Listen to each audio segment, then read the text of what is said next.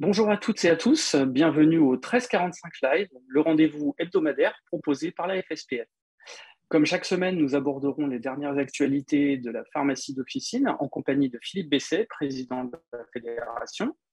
Nous répondrons également à quelques-unes de vos questions à la fin du live, mais sans plus attendre, passons aux questions d'actu.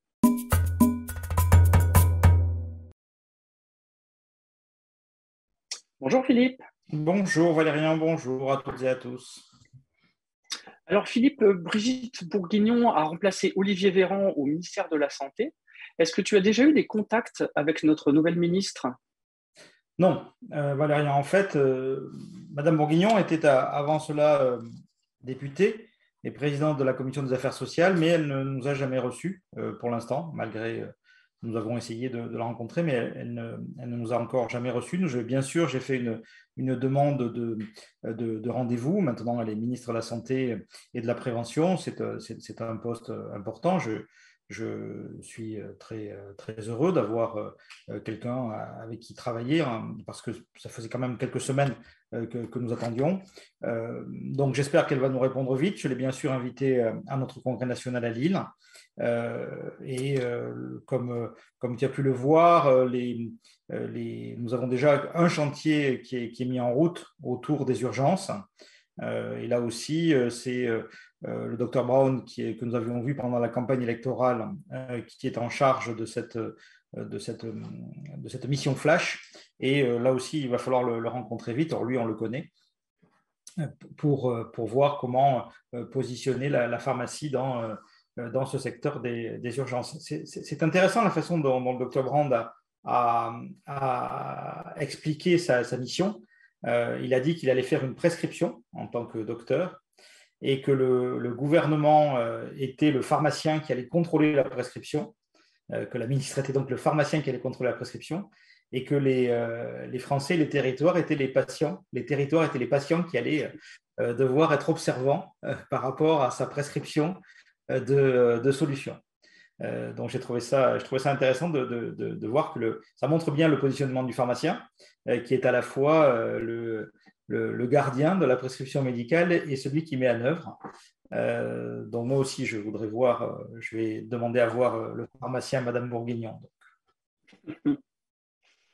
Et donc, justement, on parlait de prescription. Concernant les baisses de prix des génériques, quels seront les groupes concernés et quel sera également l'impact de ces baisses de prix sur l'économie de l'officine? Alors, peut-être revenir quand même sur le métier du comité économique des produits de santé. Son métier dans la vie, c'est d'exécuter la loi de finances sécurité sociale. Vous savez qu'on annonce chaque année des centaines de millions d'euros d'économie sécurité sociale sur le prix des médicaments et des dispositifs médicaux. Bon, ça, c'est les parlementaires qui le décident. Une fois qu'ils l'ont décidé, c'est la loi. Et le comité économique des produits de santé, c'est la personne qui est à la charge d'exécuter. Donc, elle n'a pas vraiment le choix. Elle n'a que le choix de savoir lesquels, en fait, et à quel moment, et éventuellement, notre but à nous, c'est de dire, attention, ça dépasse ce que le quota qu'ont demandé les parlementaires, donc il faut en rabattre. Sur cette décision du CEPS sur les génériques, donc, ça concerne des génériques. Il y a le générique, il y a le dioplavin, il y a le béclométasone à l'intérieur, il y a le tramadol paracétamol à l'intérieur qui vont diminuer de prix, donc à la fois le princeps et les génériques, au 2 janvier de l'an prochain. Et l'impact pour la pharmacie en marge sera de 4 millions d'euros. C'est un impact que nous avons réussi à amoindrir. Il était de 5 millions d'euros avant que le comité de suivi des génériques ne se réunisse. Mais donc voilà. Je suis Valérien, et j'en profite pour te dire que je suis beaucoup plus inquiet de la décision du CEPS qui nous a été retransmise de baisse de prix des pansements techniques. Ces baisses de prix des pansements techniques, donc on parle des Tulgras, on parle de tous les pansements techniques, ont un impact extrêmement lourd de notre point de vue sur la pharmacie d'officine, avec une baisse de prix et un prix de cession qui ne nous permettra plus que d'avoir une rémunération de 2 euros par boîte. Et moi, je considère que c'est un impact, ce n'est pas moi qui considère, c'est les services économiques de la fédération qui ont calculé que ça avait un impact de 50 millions d'euros sur le réseau. Donc, je ne sais pas si on voit bien l'écart. Le comité de suivi des génériques, 4 millions d'euros. Les baisses de prix sur les pansements, 50 millions d'euros. Donc là, bien sûr, nous sommes complètement opposés à cette baisse. Et j'ai saisi notre nouvelle ministre, un arbitrage, pour lui dire que la baisse était vraiment beaucoup trop importante et impactait beaucoup trop l'officine. Enfin, voilà, comme je reviens sur ma démonstration de départ, hein, c'est le Parlement qui décide. Après, il faut appliquer, mais il faut que ce soit juste entre les fabricants, entre l'ensemble des secteurs. Et là, franchement, l'officine prend une trop lourde part. Et donc, nous sommes entièrement opposés à cette décision. Très bien. Par ailleurs, où en sont les négociations salariales en officine et quand est prévue la première réunion? Alors, grande journée pour le syndicalisme pharmaceutique. Le mardi 7 juin, donc mardi prochain, à 10 h du matin, vont s'ouvrir 2 négociations en parallèle. L'une que nous mènerons en tant que syndicat patronal avec les syndicats des salariés sur la revendication des centrales de salariés d'augmenter donc les salaires en officine dans la branche. Donc ça va se passer mardi matin. Et en parallèle, on va faire, nous, la commission paritaire nationale avec l'assurance maladie, dont je parlerai peut-être un peu plus tard. Donc là, il y a fait 2 délégations du syndicat. Donc Philippe D'Henry va conduire avec Élise Palfrey notre délégation pour rencontrer les syndicats de salariés. Et moi-même, avec toi Valérian d'ailleurs, si tu te souviens bien, nous serons à Montreuil pour discuter avec l'assurance maladie. Donc c'est vraiment une journée importante. Et effectivement, les 2 sont liés parce que pour bien sûr améliorer et pour maintenir le pouvoir d'achat de nos salariés, il faut qu'en parallèle, on arrive à obtenir de l'assurance maladie une visibilité de moyen terme sur les revenus et les ressources de l'officine. Les 2 sont complètement liés et ça va se passer en même temps et c'est mardi matin. Et donc, pour terminer sur cette magnifique journée syndicale de mardi prochain, est-ce que tu peux nous rappeler le rôle de cette commission paritaire nationale et également peut-être les points importants de l'ordre du jour de mardi? Alors, on vous a expliqué, et donc on va mieux vous expliquer encore à la rentrée, donc cette convention nationale qui donc régit notre métier et nos relations avec l'assurance maladie. C'est en fait cette convention un contrat, et il y a une instance de suivi de ce contrat qui est la commission paritaire nationale. Donc, notre rôle en tant que commission paritaire nationale, c'est de suivre le contrat que nous avons signé, de promouvoir les actions que nous comptons développer, et de se parler aussi des choses qui ne vont pas entre nous. Donc, nous mettons en avant les dysfonctionnements des caisses, les caisses mettent en avant les dysfonctionnements des pharmaciens, par exemple. Ça, c'est un des rôles de la CPN dans chaque département. Et bien sûr, mardi, nous allons parler de déploiement beaucoup. Hein. On va parler du cancer colorectal, on va parler des dépistages, on va parler de comment on fait pour déployer du pharmacien correspondant, pour déployer toutes ces nouvelles missions, quel est notre calendrier d'action et qu'est-ce que nous mettons en œuvre comme moyen pour aller expliquer aux pharmaciens, officine par officine, comment faire, quand, etc. Voilà ce qu'on va faire mardi. Alors, je te propose maintenant de répondre à la question d'Éric José, président du syndicat des pharmaciens du Gard. Bonjour, je suis Éric José, président du syndicat Fédé du Gard. Une question, Philippe, est-ce que tu peux avoir l'assurance du maintien du remboursement pour les lecteurs Freestyle 1 ainsi que pour les capteurs 1 après le 1er juin? Merci. Oui, alors Valérian, pour répondre à cette très jolie blouse rose d'ailleurs. Oui, sympa. À noter. Donc là-dessus, nous avons saisi la Direction générale de la santé en l'absence de membres du cabinet. Et nous avons d'ailleurs plusieurs sujets avec la Direction générale de la santé. Ça va me donner l'occasion de les donner. Mais oui, pour répondre précisément à la question, pour commencer par ça, oui, il n'y a pas de problème pour le remboursement des Freestyle 1 après le 1er juin. Le problème, c'est d'en retrouver. Hein. Donc, pour ceux qui en manquent, et bien sûr de basculer sur le 2 le plus rapidement possible. Je crois que j'en ai parlé la semaine dernière. Mais oui, pas de problème pour le remboursement.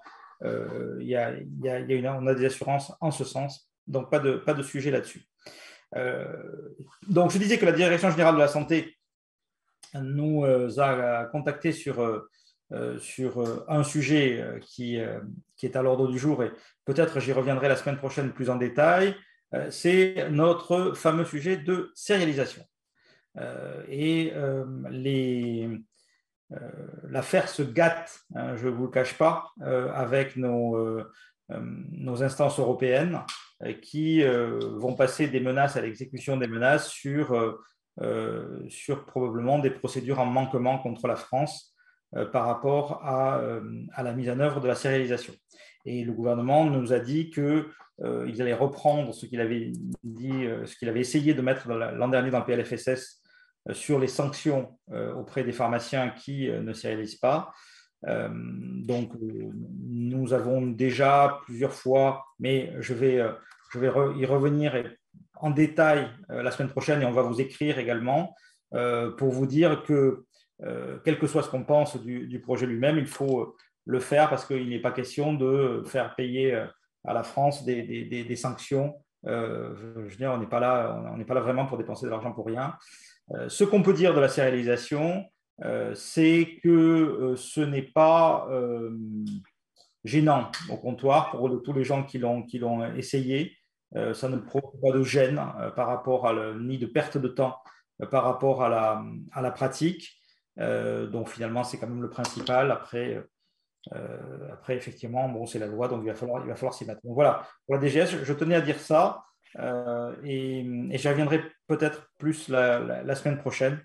J'ai un dernier point, Valérian, sur nos affaires, et ça concerne aussi le dispositif médical. Le Conseil d'État a demandé à l'assurance maladie de mettre en œuvre de façon stricte la procédure qui veut que les orthèses, hein, donc tout ce qui est orthèse de série, hein, ne puisse être délivré que par des orthésistes diplômés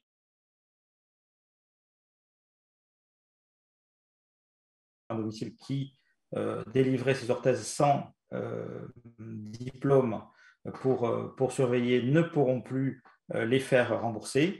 Cette décision est applicable. Ça veut dire que les pharmaciens devront effectivement s'assurer d'avoir tout le stock disponible. Il ne faut pas que les patients manquent de ces orthèses, puisqu'il n'y aura plus que chez nous, en fait, et chez les orthésistes diplômés qu'ils pourront se procurer le matériel avec l'explication qui va avec. Donc, chers confrères, ça veut dire que nous devons cranter et nous devons bien sûr faire en sorte que la population soit satisfaite par rapport aux prescriptions médicales et aux besoins. Voilà ce que je voulais ajouter. Finalement, cette question, elle m'a donné... la réponse était longue, cette question. Voilà, une question avec beaucoup de réponses. Très bien, je te propose maintenant de répondre à quelques questions des internautes. J'en ai vu une sur Vox Pharma, justement. On parlait tout à l'heure des kits pour le dépistage du cancer colorectal. Il y a Rodolphe Pourtier qui nous en parle, qui se demande quand est-ce qu'ils vont comprendre qu'on n'a pas besoin d'une formation pour délivrer, mais qu'on est preneur d'une actualisation de nos savoirs sur le cancer colorectal. Alors, c'est un texte réglementaire qui s'applique tant aux médecins qu'aux pharmaciens. Et dans cette formation, il y a tout le process qui est décrit et à quoi sert ce dépistage, comment il fonctionne, et afin de pouvoir le restituer aux patients. Ce n'est pas complètement inutile, même si ce ne doit pas être une formation longue, hein, on parle d'une formation d'1 heure. Donc on est en train de travailler, alors c'est la FSPF, est en train de travailler avec plusieurs CRCDC. Donc les CRCDC, c'est les centres régionaux qui sont en charge de la mise en œuvre de ce dépistage. pour vous proposer une formation en ligne. J'espère pouvoir vous en dire plus dans les temps à venir et qu'on va boucler tout ça avant la fin du mois de juin pour avoir une formation qui soit simple et que vous ayez votre certificat et que vous puissiez commencer le plus rapidement possible. Alors, ils en prennent encore pour leur grade. Une deuxième question de ce matin. Tous les prix des médicaments baissent et les charges augmentent. Ils sont devenus fous. Alors, il, de nouveau, là, on peut préciser qui est il. C'est le Parlement. Parce que, comme je l'ai dit tout à l'heure, ce sont nos députés qui votent annuellement le projet de loi des finances et de sécurité sociale et qui décident de baisse de prix drastique sur les médicaments. Et comme j'ai eu l'occasion de le... Enfin, je le dis chaque année, mais là c'est encore pire parce qu'on est en phase d'inflation. Moi, je considère qu'on est arrivé au bout de ce qu'on pouvait supporter sur les baisses de prix du médicament. Donc j'espère que les nouveaux députés seront plus compréhensifs de la problématique que nous avons. Alors, je ne vois plus de questions. Je pense que, comme il est 14h01, on peut terminer. Merci Philippe. Merci également à Éric José pour la question vidéo. On vous donne rendez-vous la semaine prochaine, toujours à 13h45, pour un nouveau tour d'horizon de l'actualité pharmaceutique. Et en attendant, on vous souhaite une bonne fin de journée à toutes et à tous. Bon week-end de Pentecôte et à la semaine prochaine. Bon week-end.